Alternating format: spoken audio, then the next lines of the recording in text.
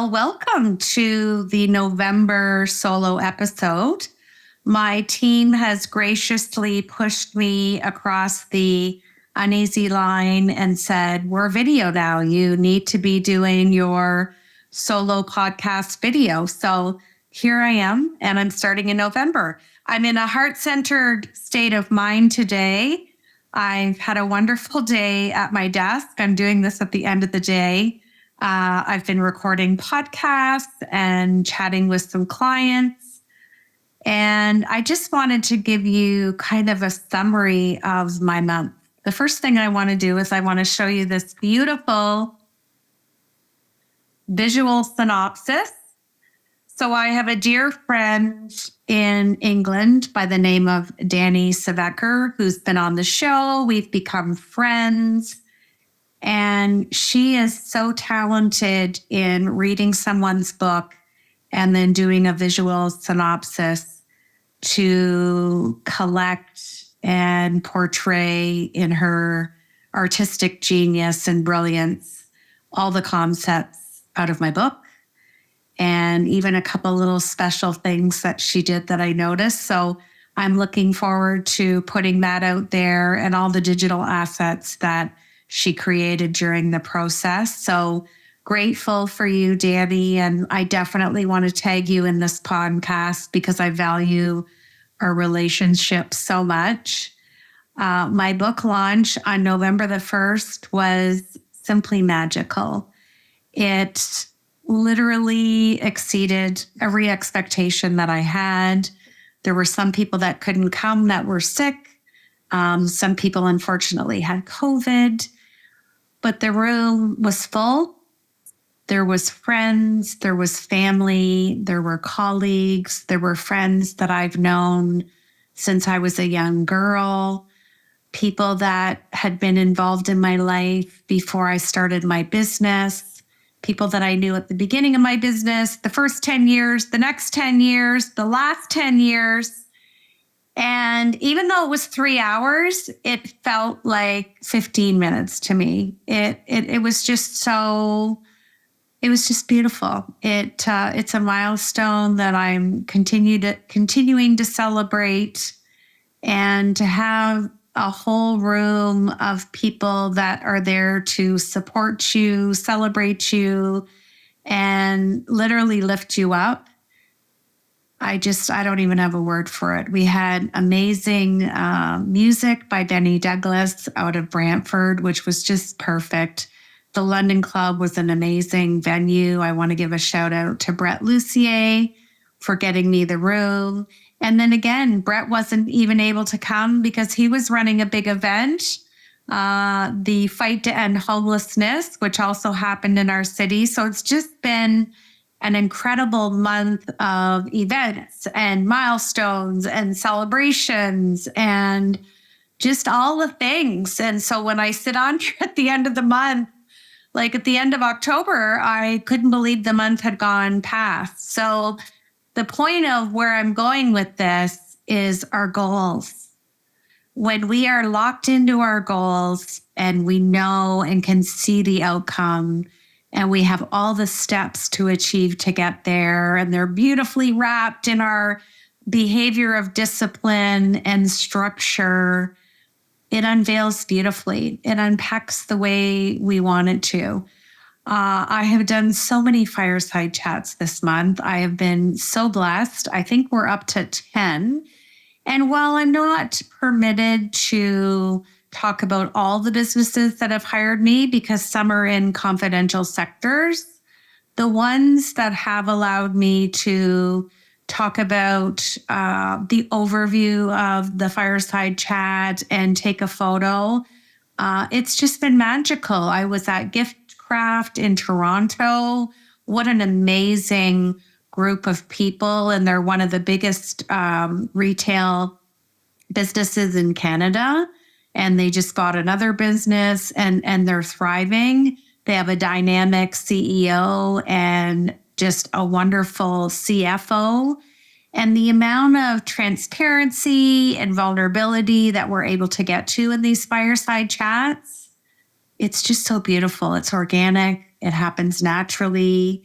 And it really shows me that when you have an informal conversation, you're setting the stage for people to be seen and heard and valued, and the validation among the teams has just been so beautiful to watch. I have done a few fireside chats for Fanshawe College, corporate training solutions. I did one for their clients and another one for their team, and they were powerful. And the questions that come up and the willingness to share amongst the leadership team something personal or something that may have been apprehensive to you to do previously, but having that space and that environment and that informalness, it's priceless. And then I had one at start.ca, which was super fun, great tech company, now part of the TELUS family. And again, I have to say they have rose the bar because they had a big screen TV with a beautiful fire graphic on it or video. It was like a live fireplace. And my chair was right in front of it. So I got to give a shout out to Emily Ferreira and Angela Zaire for their creativity and just a super fun group of people. What a nice way to end my week. And then again, there's a few more that I've done that I haven't been able to share. But what I can tell you is this. When I get the honor and the privilege to sit with a leadership team, which is usually anywhere from 17 to 25 people, depending on the sector, and we just have a raw, open, vulnerable conversation. We share heart-centered leadership qualities. You know, which one are our top 3 in that given day? Which one are we working on and why? And to be able to look across a circle or a square where we all can see each other's faces and say to someone, you know, Frank or Melissa, I really think that you exude this quality, and this is an opportunity where I can share with the rest of the group of when I've seen you do this. The look on the other person's face that is being validated is priceless. It's one of those moments in time where you can drop a pin in a quiet room and hear it. And those can't be measured. They can be experienced, but they can't be measured. And this is the level of heart-centeredness that is really making me happy to go in and share my heart-centered leadership model, have an informal conversation, and see where it can take everybody from that day forward. That seems to be the magic. And signing my books for everybody and leaving them a copy of it. And then also, I wanted them to feel special because they didn't know what to expect or if they should participate. And the people in the group that were introverts, it was hard for them. And I made everyone a beautiful certificate, that snapshot in time that you could engrave into your memory and know that your heart also had a place in this team building / leadership development day, whatever you want to call it. There's always time in an organizational's culture for leadership development. And when it's informal, it's just as meaningful as having a formal topic facilitated. And that's kind of the feedback that I've been given this whole month and pretty much since the book came out. So the official launch was September 18th. And then we did a soft launch. Well, we did the September 18th was online. And then I'm going to say the official launch was November 1st. And just from September 18th to November 1st seemed like the blink of an eye. But I want to thank you from the bottom of my heart for all of your kind words, for purchasing an ebook, for gifting an ebook, for buying a paperback. There's many of you that have bought the book and then bought it for your team or had me in for a fireside chat. Or Cynthia O'Neill, I want to give a shout out to you.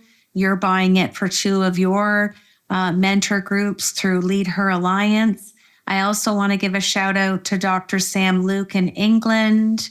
He bought and suggested it for his mentees.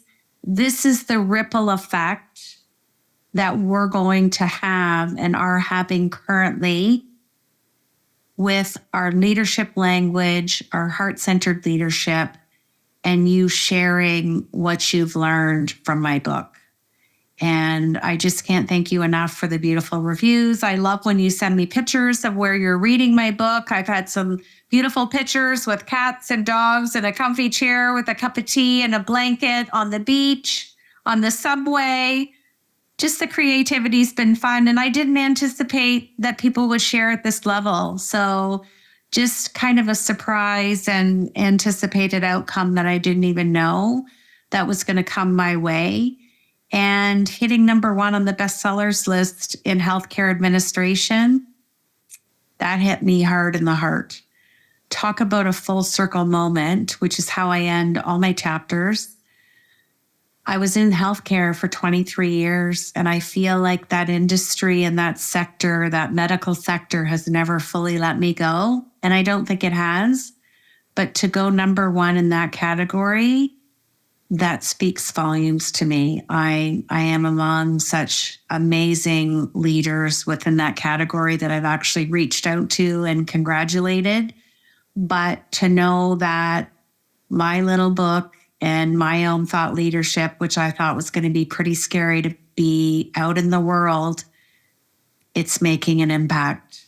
And for me, I just want to heal the world. And if my little ripple is going to help do that in some small way, then I'm going to continue doing what I'm doing every single day.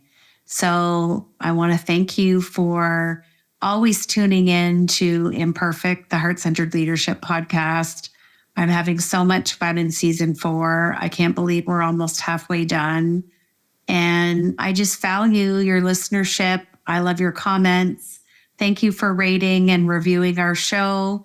And we don't take it lightly that we're sustaining 65 countries for our listenership. So from my heart to you, thank you so much. May you continue to lead with your heart, and remember that heart-centered leadership is always honoring your connection with people. Take care.